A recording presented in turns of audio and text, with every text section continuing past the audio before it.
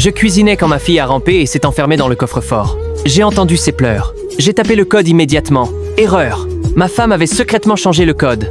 Je l'ai appelée. Elle faisait du yoga. Elle a entendu les pleurs de notre fille, mais elle a cru que j'inventais une excuse pour prendre de l'argent. Elle a raccroché avant que je puisse expliquer.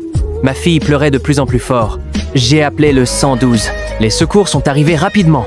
Ils ont compris la situation et ont apporté du matériel de découpe. Mais le coffre était fait de matériaux composites. Les outils n'ont rien fait. L'ouvrir de force aurait pu tuer ma fille à l'intérieur. La seule solution était le code. J'étais prêt à réessayer, mais le chef m'a arrêté. 2 mauvais essais.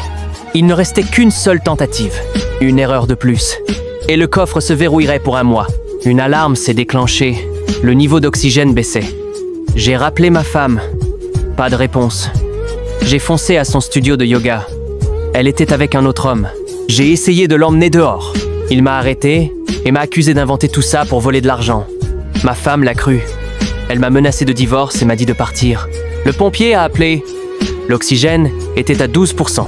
Pourquoi tu n'as pas le code? Mais ma femme a cru que j'avais engagé des acteurs. J'ai fait amener le coffre par les pompiers. La preuve était sous ses yeux. Elle a continué à croire son amant. Elle pensait que tout ça était une mise en scène. J'ai perdu le contrôle. Je l'ai supplié encore et encore. Ouvre le coffre. Pour me faire taire, elle a tapé un code.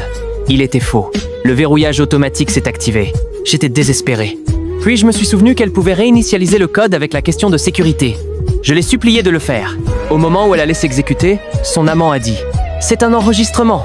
Ils l'ont fabriqué. » Je n'ai pas pu supporter. Je l'ai frappé. Mais ça n'a fait qu'attendrir ma femme. Elle a exigé que je m'excuse. Pour sauver ma fille, je me suis mis à genoux. Ce n'est qu'après ça qu'elle a réinitialisé le code. Le coffre s'est ouvert. J'ai emmené ma fille inconsciente à l'hôpital. Elle a survécu. J'ai poussé un soupir de soulagement. Puis j'ai arrêté de cacher qui j'étais vraiment. Je suis retourné à mon entreprise et j'ai appelé un avocat. J'ai pris ma décision. Je divorce. Elle n'aura rien. Et son amant paiera un lourd prix aussi.